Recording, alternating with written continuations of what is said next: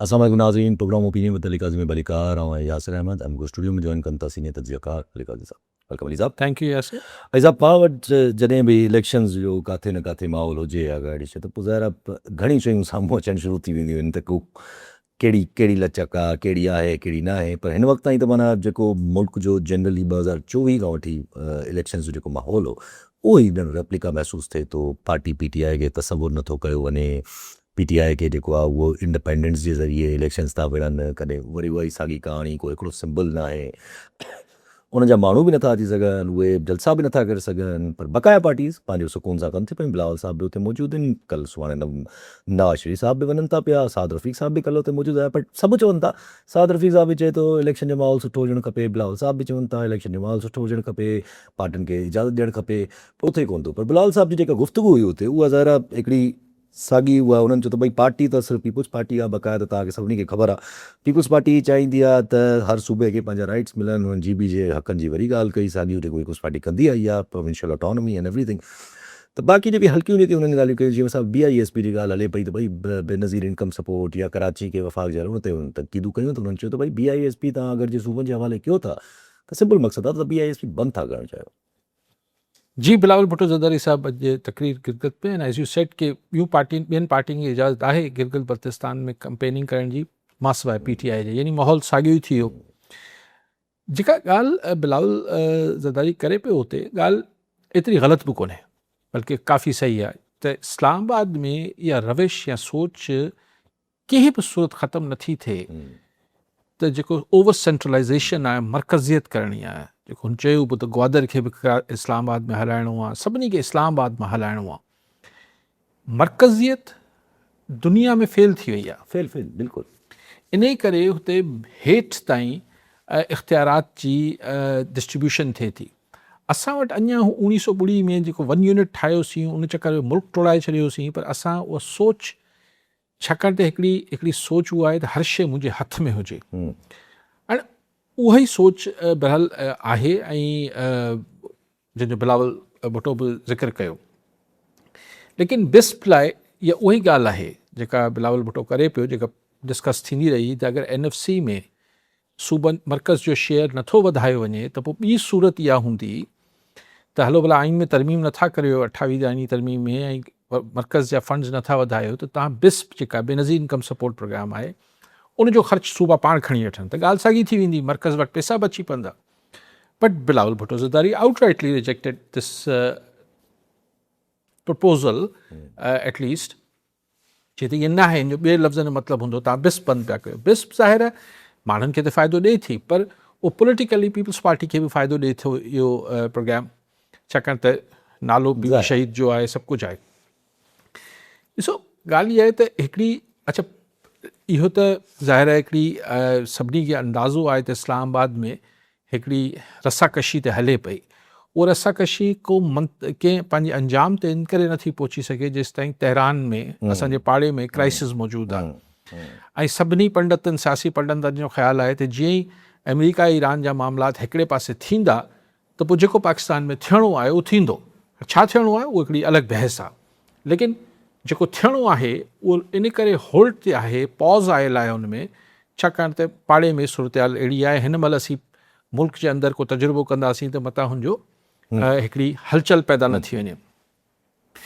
लेकिन ॻाल्हि इहा आहे त इलेक्शन्स पोइ असां वटि थियनि छो था? अगरि मक़सदु इहो ई आहे त फॉर्म 47 ई थियणो आहे, जेको बिलावल भुट्टो ज़रदारी बि चयो त माण्हू 45 खे हथीको कनि, 47 खां पाणे मुंहुं ॾेई वठंदासीं, ज़िम्मेदारी असांजी आहे, उहा ज़िम्मेदारी असांजी आहे। माना ॿिए लफ़्ज़नि में असीं मुंहुं ॾेई वठंदासीं, यानी रिगिंग न थियणु ॾींदासीं। फॉर्म 47 जी रिगिंग जेके करणी हूंदी आहे उहा थींदी आहे। मतिलबु छा गिलगित बल्तिस्तान में बि तइ थियलु आहे त कंहिंखे प्लेट में रखी हुकूमत ॾियणी आहे, छाकाणि त कंहिं बि सूरत हिन खे हिकिड़े transparent and free and fair election कीअं तसवुरु कयो वेंदो जंहिंमें हिकिड़ी पार्टी जे लाइ ब्लॉकेड्स आहिनि। बैरिस्टर गौहर अॼु पहुतो आहे, लेकिन ॻाल्हि इहा ई आहे न त जॾहिं हिकिड़ो निशान ई न आहे, तव्हां उनखे पार्टी नथा मञो, यानी ख़ाम ख़्याली जी बि इंतिहा आहे, ख़ुशफ़हमी, सेल्फ इल्यूजन जी, मतिलबु पंहिंजे पाण खे धोखो ॾियण जी इंतिहा आहे। त हिकिड़ी हेॾी वॾी पॉलिटिकल पार्टी खे चओ था असीं नथा मञूं पॉलिटिकल पार्टी, भई तव्हांजे मञण न मञण सां छा थो थिए? सो जॾहिं तव्हां हिकिड़ी हक़ीक़त खे तस्लीम नथा कयो त पोइ तव्हां वोट जी हक़ीक़त खे कीअं तस्लीम कंदो? सो नियत साफ़ आहे हिन में। मूंखे त कोन थो लॻे त हिन इलेक्शन मां को पाण खे फ्री एंड फेयर इलेक्शन्स थींदा। घणा माण्हू सभु हिन खे थोरो डिफरेंट तरीक़े सां ॾिसनि था पिया ऐं थोरो माना चइजे त हिकिड़ो थ्रेट या हिकिड़ो सिक्योरिटी जो आंसर बि कढी था अचनि त G B is part of the Kashmir in the larger perspective अगरि ॾिठो वञे। ऐं पोइ हुनजा जेको जॾहिं बि को अगरि वोट ऑफ थियणो आहे या जेको बि थियणो आहे UN रेज़ोल्यूशन जे तहत त हुन में जी बी जो बि काउंट थींदो। त इहे सभु ॻाल्हियूं माण्हू तसवर कनि था त पोइ जी बी खे माण्हू सोचींदा कॉमन स्टेट की तरह न ठो वञे त हुन में अंदरि 47 कबो ऐं सभु कुझु कबो त पोइ इहो दूरंदेज़ नसरात त पोइ इन जा ख़राब थी सघनि था अगरि जे अहिड़े तरफ़ इन्फोर्स कयो वियो शयुनि खे। यार असांखे आज़ाद जम्मू कश्मीर में त थोरो मोहतात रहियो नज़र आयो असांखे इन द रिसेंट पास्ट बि।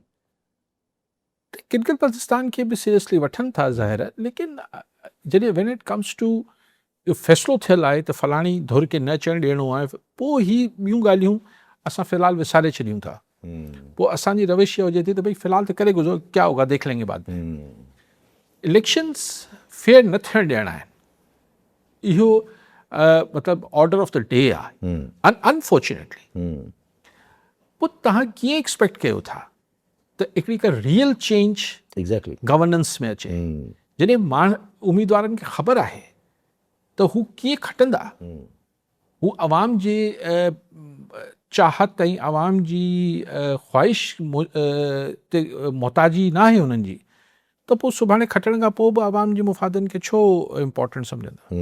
अच्छा हीउ जेको मसइलो ज़रा जेको बिलावल भुट्टो साहब बि आइडेंटिफाई जो कनि था पिया त जी बी जे अंदरि हुन त क्लियरली चयो त BISP अगरि तव्हां ख़तमु या सूबनि खे ॾियो था त जी बी जी फंडिंग काॾे वेंदी, आज़ाद जम्मू कश्मीर जी फंडिंग काॾे वेंदी, हिननि जा मसइला पैदा थी वेंदा। इहे सभु पंहिंजी जॻहियुनि ते, पर जीअं तव्हां चयो त हिकिड़ो जॾहिं माइंड ठाहे थो वञे त पोइ पाकिस्तान में त असां ॾिठो आहे पोइ अगरि अहिड़ा माइंड ठाहिया अथनि त पोइ हीअ जेके ॻाल्हियूं हलनि थी पियूं त कराची खे या कोस्टल लाइन खे ऐं काफ़ी शिदत सां हलंदी पियूं, त इहे ॻाल्हियूं बि त पोइ माइंड ठहियल आहे न बसि पोइ। But how would U do that? इहे ॻाल्हियूं इंसान त ख़्वाहिश त पाण ॿार हुजूं, नंढा हूंदा हुआसीं या अॼु बि ॿार हूंदा उनको उॾामण जो शौक़ु हूंदो आहे। पोइ बाद में सम्झ में ईंदी आहे त न उॾामी माण्हू इंसान की जहाज़ में हेलीकॉप्टर में त उॾामी सघे थो, ईअं नथो पंख लॻाए नथो उॾामी सघे। ईअं तव्हांजी ख़्वाहिश छा बि हुजे उनखे करण जा कुझु लवाज़मात आहिनि न, उन करण जा लवाज़मात ॿ आहिनि त तव्हां आइन में तरमीम कयो ऐं न त तव्हां आइन खे फ़ारिग करे छॾियो। हाणे आइन खे फ़ारिग करे छॾण खां पोइ त आऊं छा अर्ज़ु करे सघां थो त पोइ त हिकिड़ी पोइ त हिकु फ़र्द वाहिद जी मर्ज़ी हूंदी। पर अगरि आइन मौजूदु आहे त कॉन्स्टिट्यूशनल अमेंडमेंट कीअं सिंध KP ऐं हिननि चलो कराची जी ॻाल्हि थिए पई त सिंध कीअं मञंदो हिन ॻाल्हि ते? अच्छा पोइ हाणे हिकिड़ी ॿी ॻाल्हि अचे ज़रा आइनी अमेंडमेंट में हिकिड़ो वॾो ज़रा रुख हिकिड़ो झटको आहे त या त सिंध ज़रा सिंध त न वञी ईंदो, पर पार्टीज़ जी बि अगरि ॾिठो वञे त ज़रा पीपुल्स पार्टी खे इशू थींदो, PTI खे इशू थींदो। पर हाणे रिसेंटली जेका ख़बरूं हलनि थी पियूं ज़ोरो शोर सां त PTI जे अंदरि ई को फॉर्वर्ड ब्लॉक KP जे अंदरि को ठहणु वञे थो पियो। कल्ह बि चवनि था को 25 मेंबर्स जेके आहिनि उहे न आया आहिनि जिन खे लीड कनि था पिया। गंडापुर साहब जी WhatsApp ते बि का ख़बरूं हलनि थी पियूं त सुहेल हाफ़िज़ साहब सां का चिपकलिश थी आहे। त अगरि फॉर्वर्ड ब्लॉक या हल्की फुल्की बि अगरि KP जे अंदरि PTI जे अंदरि सूरत हाल उभरी त पोइ उहे चवनि था पिया त असां इमरान ख़ान खे न छॾींदासीं, इमरान ख़ान सां वञी ॻाल्हाईंदासीं। जेके अगरि जे उहे अलॻि थिया त उहे इमरान ख़ान सां वञी मिलंदा ऐं सभु कुझु कंदा। त पोइ हाणे इहे त वरी पोइ PTI जे अंदरि पोइ इहो नेशनल में बि forward block Aahista Aahista clear थिए। हाणे ॾिसो पहिरीं पाण जेका तव्हां कराची वारी ॻाल्हि कई उनखे कंक्लूड करे वठूं। क्वेश्चन इहो आहे त जॾहिं आउं चवां थो सिंध न मञंदो त सिंध में यानी का बि पार्टी जंहिंखे माण्हुनि जी परवाह आहे, चाहे पीपल्स पार्टी हुजे, चाहे हू GDA हुजे, चाहे हू JUI हुजे, चाहे जेके पार्टी, मां सवाइ हिकिड़ी पार्टी उहा आहे MQM पाकिस्तान। उतां ॾिसो न कल हिल पार्क जे वेझो को ज़मीननि ते को कब्ज़ो कटे उनखे पहाड़ी खे ऐं कुझु चाइना कटिंग ऐं जेको बि उन ते वसीम अख्तर चए थो MQM जो त फील्ड मार्शल नोटिस वठे, स्टैब्लिशमेंट नोटिस वठे।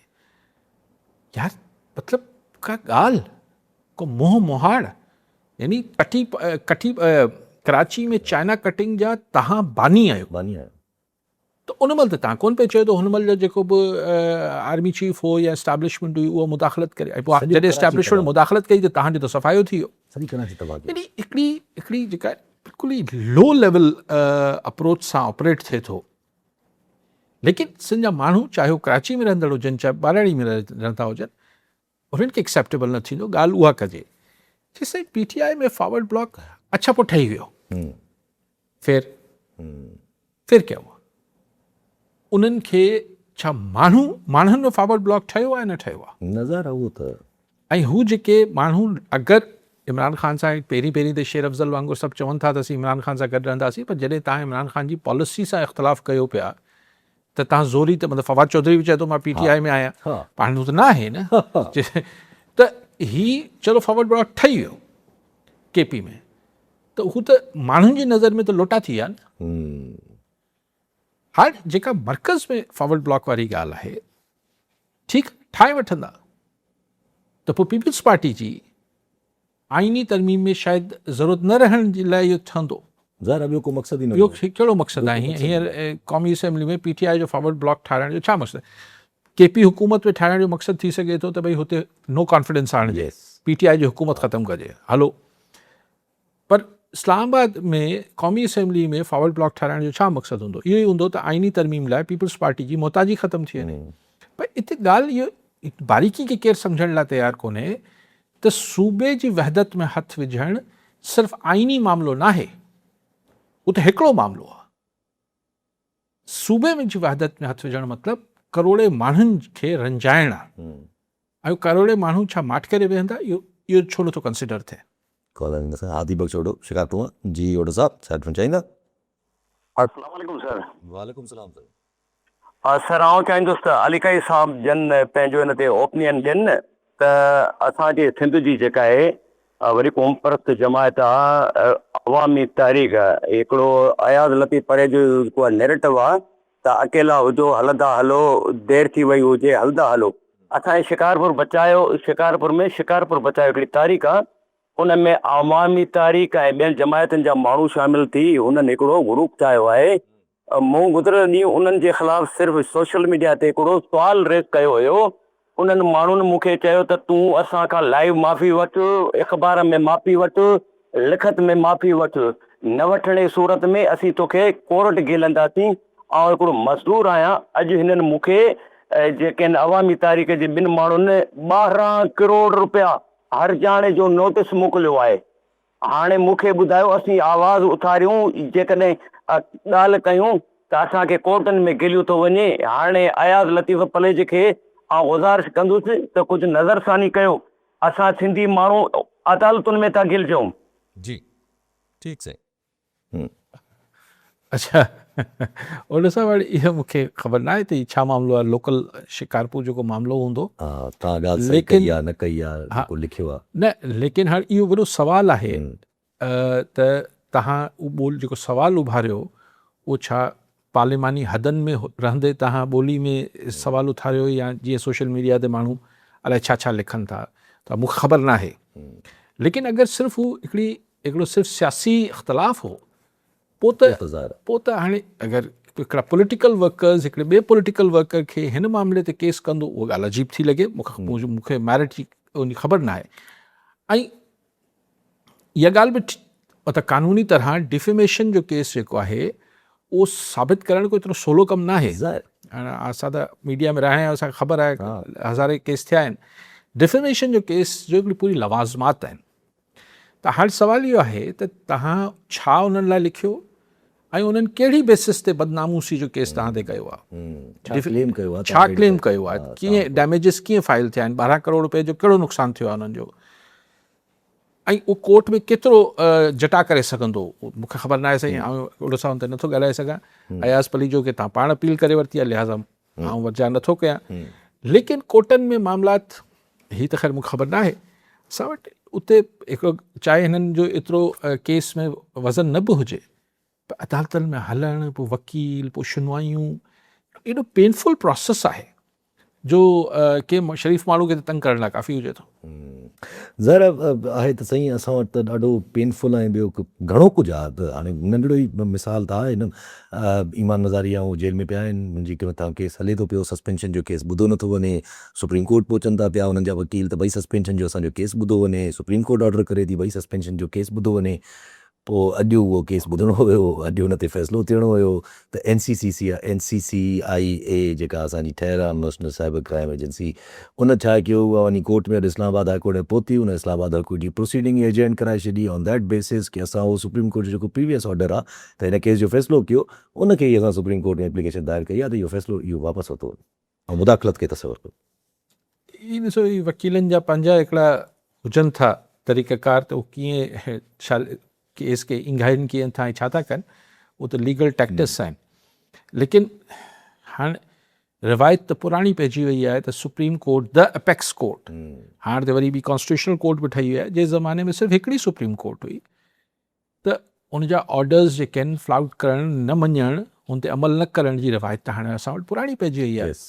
ऐं जेके दोस्त हुन महिल मूंसां इख़्तिलाफ़ कंदा हुआ ऐं चवंदा न न पोइ सुप्रीम कोर्ट चई छॾियो त छा थियो, हाणे जॾहिं अहिड़ी ॻाल्हियूं कनि था त मां चवंदुमि ओॾी महिल छो न पियो सम्झो आहे, मामिलो PTI जो या इमरान ख़ान जो न हो, ॻाल्हि हुई त अगरि सुप्रीम कोर्ट हिकिड़ो फ़ैसिलो कयो आहे, उन ते अमल न कंदी सरकार, त सुभाणे हाई कोर्ट जे फ़ैसिलनि ते कीअं अमल कंदी, सेशन्स जे कीअं कंदी, ऐं सिविल कोर्ट्स या जुडिशियल मजिस्ट्रेट खे केरु पुछे जे फ़ैसिलनि खे कीअं अमल थींदो। बहरहाल हाणे हिकिड़ी बिदत असां वटि पइजी वई आहे त सुप्रीम कोर्ट जे ऑर्डर्स खे न मञिजे। जी हा, जी हा। ऐं छा केस, छा सोशल मीडिया केस त ज़ाल मुड़ुस ॿई अंदरि पिया आहिनि, जेको रिवायत कई पिया आहिनि न। ॾिसो, कई हींअर ह्यूमन राइट्स जा कई एक्टिविस्ट जेके आहिनि बलूचिस्तान में ऐं हिते हुते। त पंहिंजी ॻाल्हि हले भई, ज़रा मुल्क जेका एडमिनिस्ट्रेटिव या ईअं टोटली अगरि जनरली ॾिठो वञे त मज़ाक त थी वियो आहे न। असांजा डिफेंस मिनिस्टर आहिनि ख्वाजा आसिफ साहब, हुनजो ट्वीट कल्ह पेट्रोलियम खां वॾो ज़ोरो शोर सां डिस्कशन अंडर हेठि ऐं बहस मुबाहिस हले थो। वाकई सही बि ॻाल्हि बि आहे। हू चवनि था मां डिफेंस मिनिस्टर आहियां, मां पंहिंजे मुलाज़िम जी सिफ़ारिश कई लेस्को में, हुन जेको कमु हुयो ट्रांसफॉर्मर न ॻोठ में न पियो लॻेनि, चई मुंहिंजी सिफ़ारिश खां पोइ बि 80,000 रुपया वरिता अथऊं। ख्वाजा साहब नाराज़ छो पियो थिए? ख्वाजा साहब नाराज़ छो पियो थिए? अगरि ख्वाजा साहब सिफ़ारिश न करे हा त 2,80,000 वठिणा हुआ, त हाणे सिफ़ारिश 2 लख रुपया ई घटि थींदा न। बाक़ी त ज़ाहिर आहे पेट पंहिंजो बि त लॻल आहे न। डायरेक्ट CEO सां ॻाल्हायो आहे, पोइ बि इहा हालत आहे जो माना पोइ बि 80,000 ज़ाहिर आहे। करप्शन आहे, इन लेवल जी करप्शन। पर ख्वाजा साहब खे सम्झणु खपे त हू सिफ़ारिश न करे हा त 2,80,000 वठंदा। इहे त ख्वाजा साहब जे करे 2 लख हटाया अथनि, रुॻो 80,000 ग़रीबनि वरिता आहिनि। रिश्वत त हिकिड़ो अज़ाब आहे। इहो अच्छा, ऐं पोइ केरु पुछे ख्वाजा साहब खां त तव्हां बतौर डिफेंस मिनिस्टर ट्रांसफार्मर लाइ फ़ोन कयो था, माना प्रोसेस दुनिया में न आहे न हिन मुल्क में। एग्जैक्टली, उहो बि मञनि था पंहिंजे ट्वीट में त हीअ हालत आहे जो मूंखे फ़ोन करणी पए थी, पर उन बावजूदि बि फ़ोन करण खां पोइ बि जेको आहे, ऐं उनखां पोइ जॾहिं एतिरी कावड़ अचण खां बावजूदि हिकिड़ो डिफेंस मिनिस्टर असांजे मुल्क में केतिरो कमज़ोर आहे, जो पोइ आख़िर में पंहिंजी बाहि जेका आहे ट्विटर ते कढे थो, मूंखे ख़बर आहे मां कुझु न करे सघंदुसि हुन। This is what reality is. असां वटि जीअं मामलात हलन था मुल्क जा, वो असीं ठीक करण लाइ तैयार न आहियूं। अॼु तव्हांजी यूरोपियन यूनियन जी मिनिस्टर आयल आहे, उन ठीकु आहे, बाक़ी ॻाल्हियूं सभु असांजे हक़ में ॻाल्हायूं आहिनि त बाबा पाकिस्तान जो वाखाण जोॻो किरदारु आहे ईरान वॉर में, ऐं पाकिस्तान जेको आहे उहो पंहिंजी मतिलबु अफ़गानिस्तान सां ॻाल्हियूं थियनि पियूं, असीं मॉनिटर कयूं पिया, अफ़गानिस्तान में वॾो नुक़सानु थियो आहे, लेकिन पाकिस्तान खे पंहिंजे दिफ़ा जो हक़, इहे सभु ॻाल्हियूं अथनि पाकिस्तान जे हक़ में ॻाल्हायूं आहिनि। पर इहो बि त चयो आहे न त GSP+ जी जेका पाकिस्तान जी एक्सटेंड करणी आहे फैसिलिटी, यूरोप जेको पाकिस्तानी माल यूरोपियन मंडी में वञे थो, सेकेंड बिगेस्ट असांजी मार्केट आहे यूरोप, जेतिरी बि असांजी थोरी घणी एक्सपोर्ट्स आहिनि, त उहो बहरहाल जेके कन्वेंशन्स आहिनि, यानी जेके तव्हांखे जेके शर्तूं रखियल आहिनि त पाकिस्तान में हीउ सभु कुझु थिए, उन सां मुनहसर आहे। त उन में बेसिक ॻाल्हि त ह्यूमन राइट्स आहे। असां वटि इंसानी हक़नि जे हवाले सां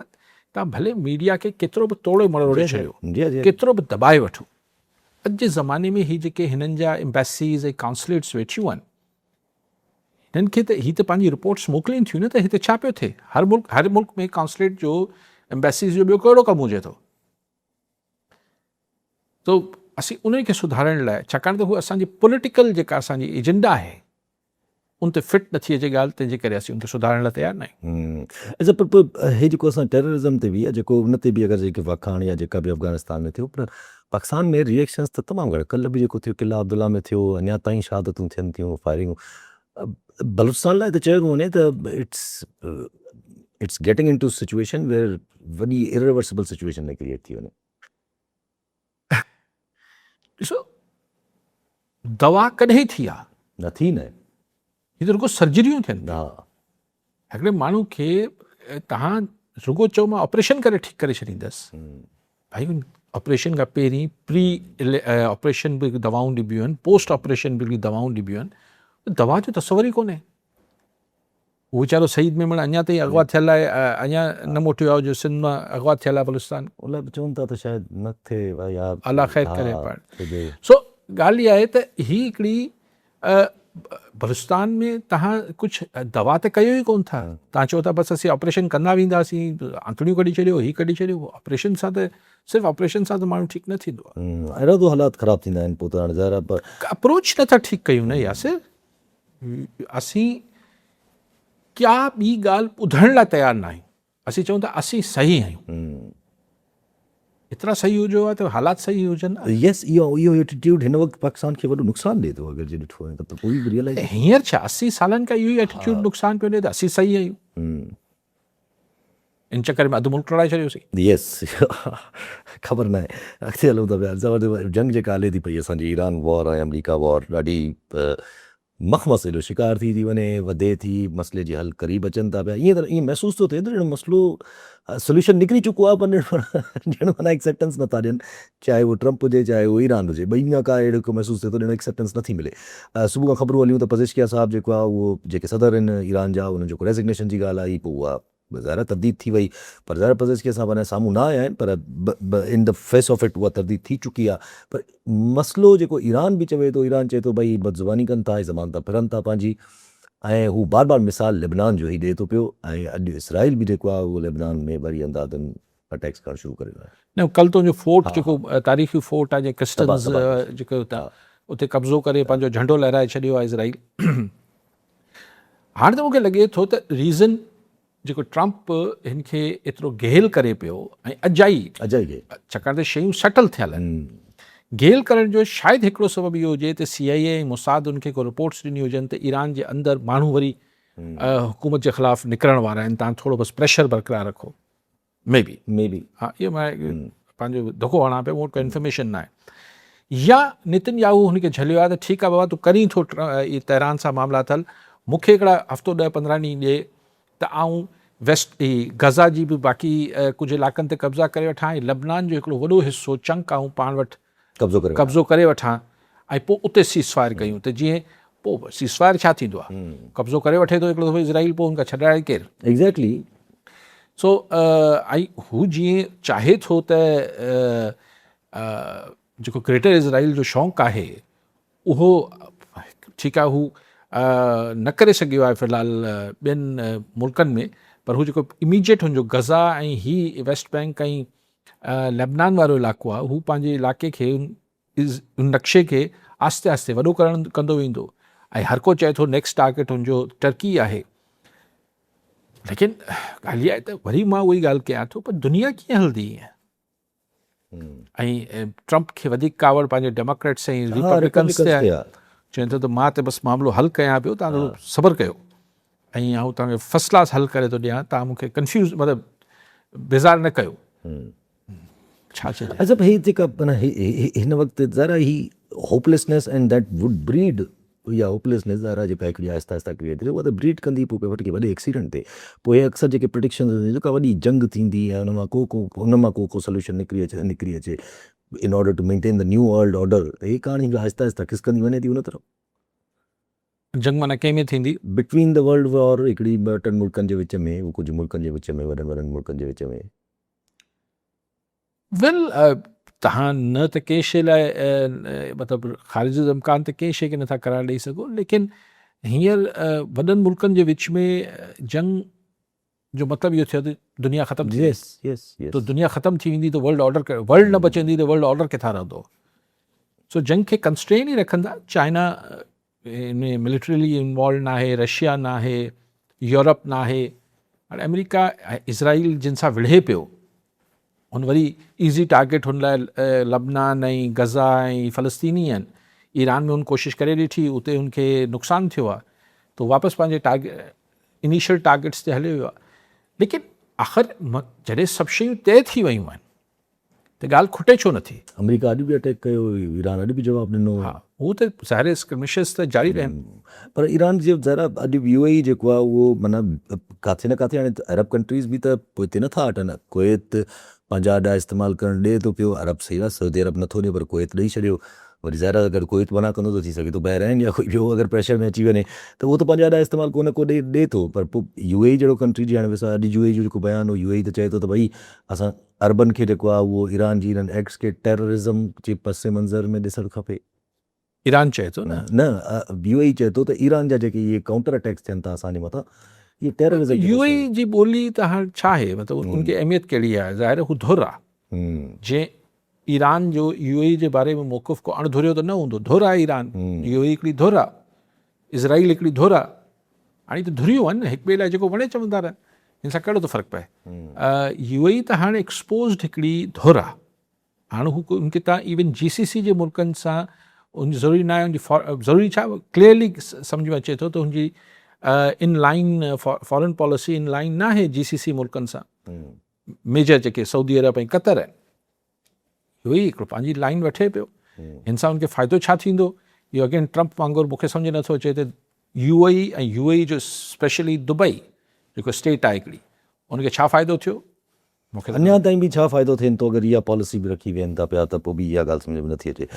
अॼु पाण थोरो अगरि पर हिकु नंढड़ी ॻाल्हि रखे थो, पहिरियां थोरो नेशनल जी ॻाल्हियूं हलनि थी, त बजट मंज़ूरी खां पहिरियां MQM डिमांड थी रखे त टिसोरी साहिब खे बहाल कयो वञे। फारूक सत्तार चए थो त मां पंहिंजी पार्टी में डिस्कशन कई आहे, उहा असां पार्टी रेड लाइन तौरु पंहिंजी पुटअप करणु वञूं था पिया त टिसोरी साहिब खे वापसि गवर्नर बहाल कयो वञे। बजट मंज़ूरी पोइ बाद में कंदासीं असां, वरना छा कंदा? वरना पोइ हुकूम छॾींदासीं, बजट मंज़ूर न कंदासीं, माना वोट न कंदासीं बजट जी मंज़ूरी में। अच्छा, हा, पोइ घणी शर्त लॻायो था मूंसां? हा, का ख़बर न तां घणी शर्त लॻायो था? मां कोन थो लॻायां, फारूक सत्तार साहिब चओ त हींअर 500 रुपए जी शर्त लॻायूं ऐं 500 रुपया हींअर रखण लाइ तयारु आहिनि, या 1000 रुपए जी लॻायूं? अच्छा, फारूक सत्तार साहिब तो चए त भाई UN फारूक सत्तार साहब के ज़ाहिर पर्सनल उनकी केमिस्ट्री आहे इन सां, टिसोरी सां, इनके आणण में भी वॾी लॉबिंग कई है। अहिड़ो कुझु नथो थिए। ये एतिरी MQM में अगरि दब जलण हुजे, प्रेशर वठण जी एतिरी सघ हुजे, मुश्किल आहे। मतिलबु छा हाणे छा MQM ऐं छा वरना साॻी पघार ते कमु कंदासीं? ज़ाहिर आहे, वरना इहे वेठा फारूक सत्तार जी ॻाल्हि पंहिंजी MQM में ई मुश्किल ॿुधे। अगरि पैसा बजट जी ॻाल्हि आई त बजट में त ज़ाहिर हिन चकर त GST 1% वधाई थी वञे, इहे ख़बरूं हलनि थी पयूं। मतिलबु 1% चवण लाइ 1% आहे, 400 अलाए 500 अरब रुपया वधीक सरकार कमाईंदी। IMF जे साम्हूं असांजी बजट ही हूंदी कोन, ही जेको IMF डिक्टेट करे पई उहो बजट असां पेश करण लाइ मजबूर आहियूं। तव्हां मूंखे ॿुधायो त अजीब डिक्टेशन आई आहे त हुन में GST बि आहे, हुन में ॿियूं शयूं बि आहिनि। हुन चवनि था त जेके गाॾियुनि जी इम्पोर्ट खोलियो, भाई डॉलर न आहिनि हिकिड़े मुल्क में, हू छो इम्पोर्टेड घुराए पॾे मां गाॾियूं ऐं मेकअप ऐं जानवरनि जो खाद खुराक छो घुरायूं? ज़ाहिर आहे, उहो त चवंदा आहिनि ग्लोबल इकॉनमी आहे। ही सरकार ही जेके ख़बरूं हलाइण शुरू कयूं, ख़ुदा ख़बर पोइ तरदीदूं पुछनि थियूं जेसिताईं अचे त सोलर ते सोलर प्लेट्स ऐं हिन जी जेके इक्विपमेंट आहे इन खे महांगो कजे ऐं इलेक्ट्रिकल गाॾियुनि खे महांगो कजे। भाई हिकिड़े पासे चओ था त असां इन्वायरमेंट लाइ, माहौलियात लाइ बि ही सुठो आहे, ही ऑल्टरनेट एनर्जी आहे, ही फलाण आहे, असां वटि एनर्जी जो एतिरी शॉर्टेज आहे, ॿिए पासे हुनखे महांगो था कयो। सम्झ नथी अचे त आख़िर हिन जी ऐं इहा जॾहिं तव्हांजी पॉलिसीज़ में कंसिस्टेंसी न आहे, सफ़ा कंफ्यूज़ड आहे हिन वक़्तु गवर्नमेंट। यानी उहो अजीब ॻाल्हि लॻारी, जेको अवेस लॻारी चए थो त ही जेके वॾा सोलर घरनि में सोलर ही लॻल आहिनि, इन जॻह ग़रीब माण्हुनि खे नुक़सानु थिए पियो। हा, चए थो त माना इहे जेके आहिनि पाण खे घटाए था छॾनि था ऐं छो जो चई इहे 200 यूनिटनि जे हेठि था अची वञनि, पोइ इन करे पर नेट मीटरिंग सवाइ कराची जे वॾनि शहरनि जे लाहौर जे ऐं मे बी इस्लामाबाद में हुजे, उन खां अलावा आहे किथे? आहे बि कोन। आहे कोन, हुन खां अलावा त मोस्टली बैटरीज़ त कमु था कनि। फिज़ूल ॻाल्हि था कनि न।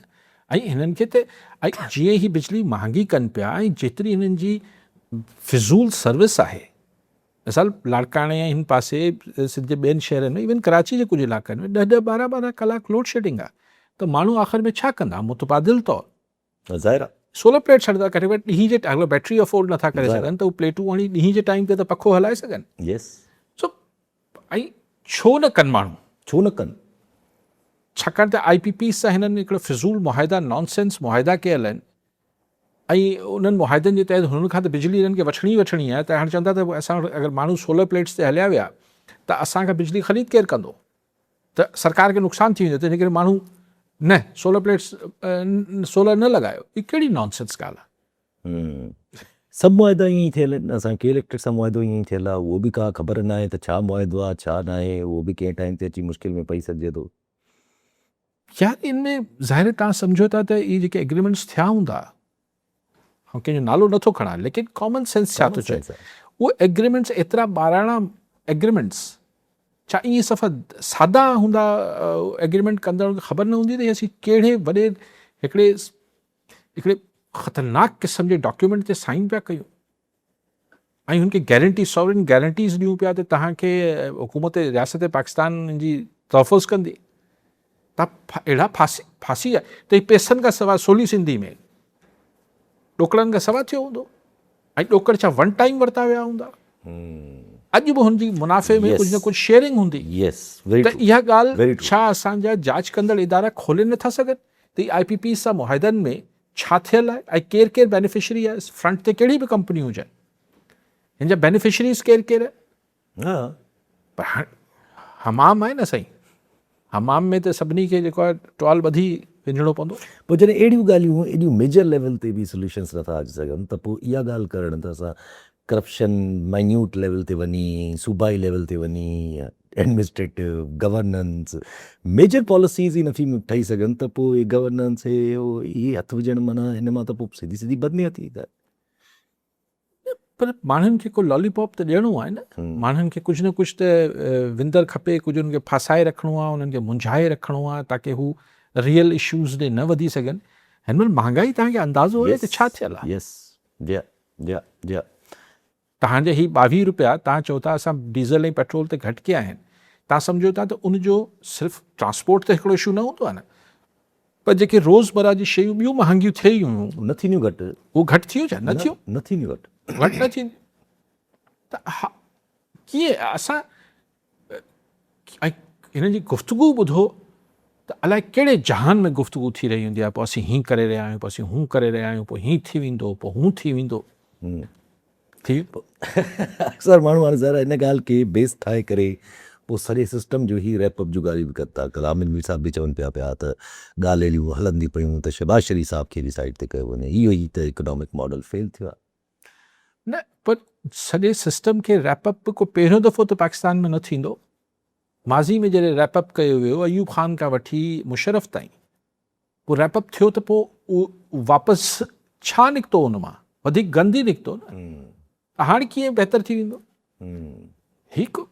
मूं चयो न ही जा जेके क्विक हिकिड़ा हवाई क़िस्म जा जेके सोल्यूशन्स आहिनि, कीअं हल थींदो? ॾिसो हर क़िस्म जो मॉडल पाकिस्तान में ट्राए थियल आहे। चवंदा प्रेसिडेंशियल फॉर्म, ऐं चवां थो जॾहिं जॾहिं मार्शल लॉ लॻो आहे त असांजे मुल्क में सदारती निज़ाम अची वेंदो आहे न। हिकिड़ो माण्हू जेको वेठो आहे मथे, चाहे अयूब ख़ान हुजे चाहे मुशरफ हुजे, हिकिड़ो वन मैन शो थी वञे थो। सदारती निज़ाम छा हूंदो आहे? वन मैन शो हूंदो आहे। पोइ चवंदासीं टेक्नोक्रेट्स हाणे चइजनि। मुशरफ साहब त इहो बि कयो। मुशरफ साहब पावर में अचण खां पोइ 3 सालनि ताईं टेक्नोक्रेट्स विहारे वेठो, सॼो कॉन्स्टिट्यूशन जो हुलियो बगड़ियईं, पंहिंजे हिसाब सां सभु कुझु कयईं, बल्दियाती इदारनि खे मज़बूत करे छॾियो। मुशरफ खां वधीक मज़बूत करे सघो पिया छा? हुन त नाज़िमनि खे एतिरा पावर्स ॾेई छॾिया। DPO तक नाज़िम जे अंदरि हो, DPO उनजे अंडर हो, मतिलबु V ग्रेड जो DCO उनजे अंडर हो। पोइ छा थी वियो? तव्हां जेसि ताईं पंहिंजी पॉलिटिकल मसलहतूं ऐं पॉलिटिकल पसंदि नापसंदि खे हिकिड़े पासे न रखंदो ऐं ज़ाती इक़्तिदार जे दवाम खे दवाम ॾियण लाइ कोशिशूं न थी ख़तमु कंदो, तेसिताईं को सोल्यूशन ई सोल्यूशन्स आहिनि ई। ठीकु आहे अली साहब, वॾी महिरबानी साहब। नाज़रीन, अॼु प्रोग्राम जो पूरो थियो। ईंदड़ प्रोग्राम में दुआ ॾियां।